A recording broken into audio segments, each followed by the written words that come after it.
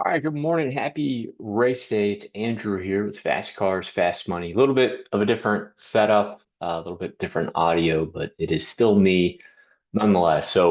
Let's get into today's race. We're winding down in the NASCAR season, but if you still want to help us out, it's greatly appreciated. You can like, comment, share, retweet this. Allows us to reach more people.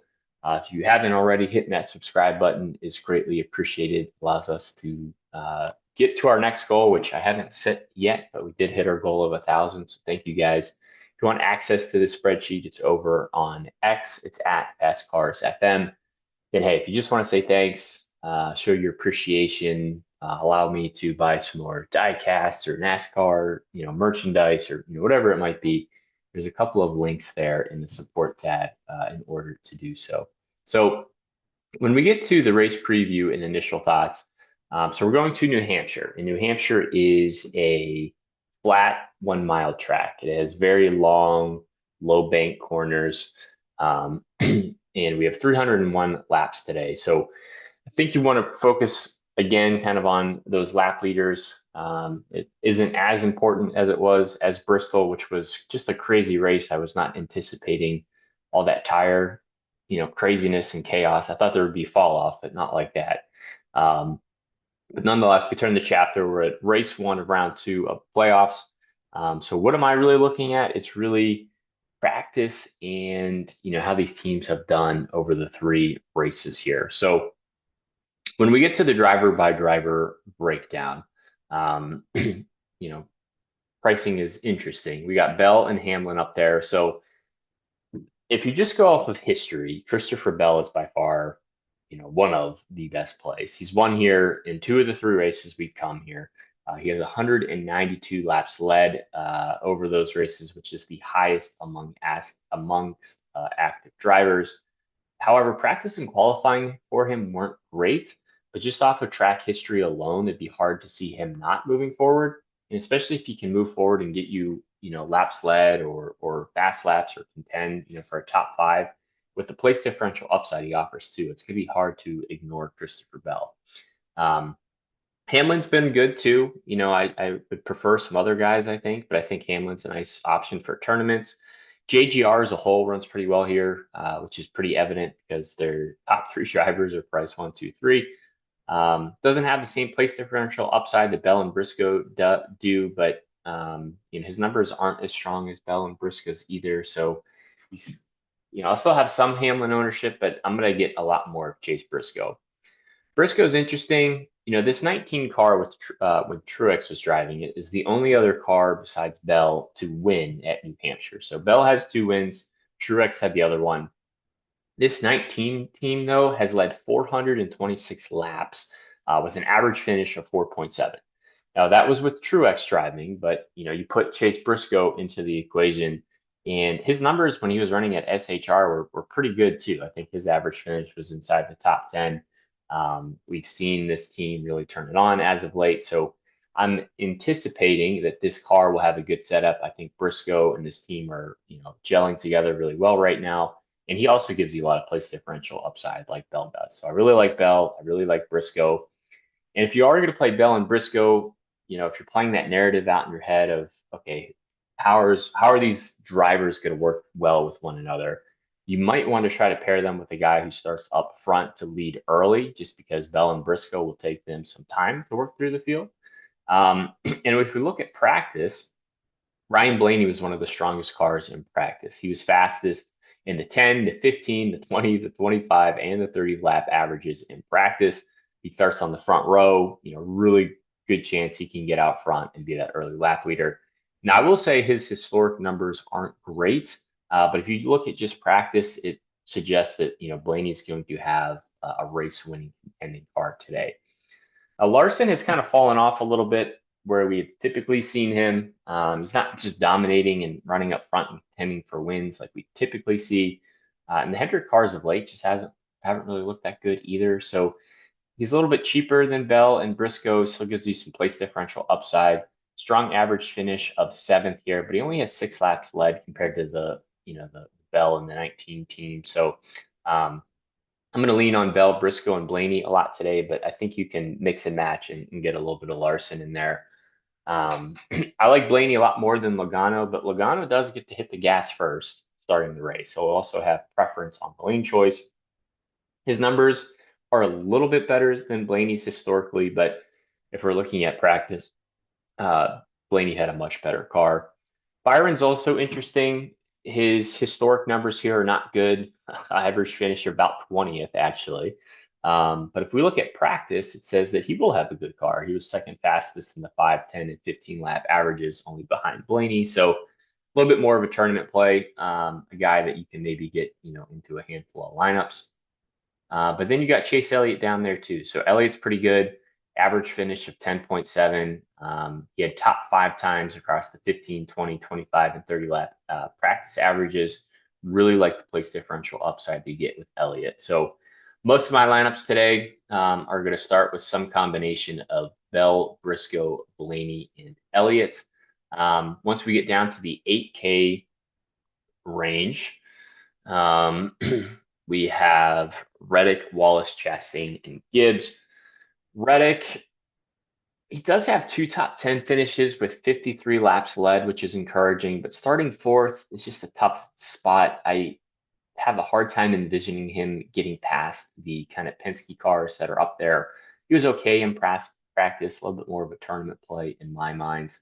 Bubba Wallace, he was seventh in single lap speed, which is encouraging. Otherwise, just looked okay in practice. He gives you a little bit more place differential upside than Reddick. He's been running better as of late, so he's a little bit more of a GPP play for me. But depending on how top heavy you go, you might not even be touching this 8K range. Chastain's a driver I'm just really not getting to. 0 laps led here, average finish of 13.7. So likely runs around this position or falls back.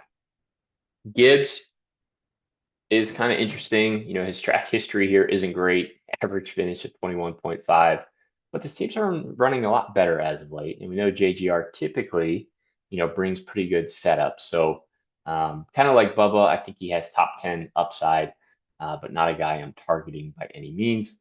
Kyle Busch has been hard to play most of this year. I think that's true for today's slate. Really don't want to touch him.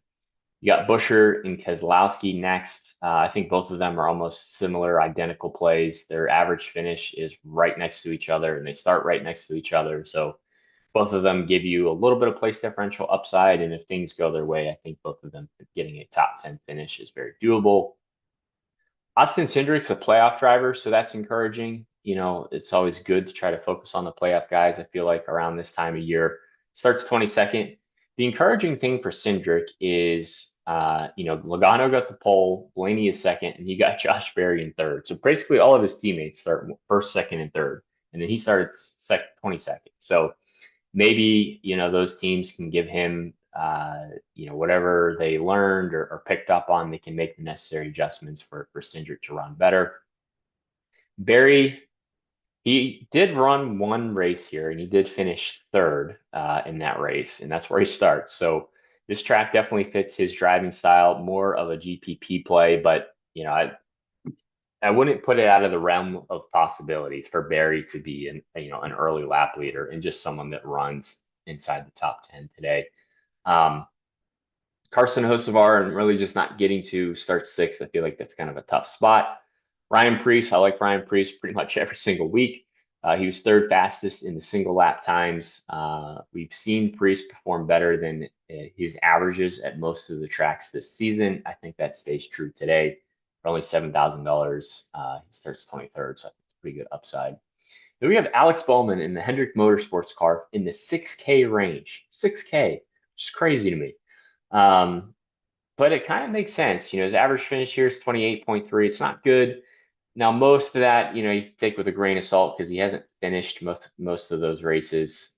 Starting seventh, it's just kind of a tough spot. But just the value alone for an HMS car at $6,800 is very tempting.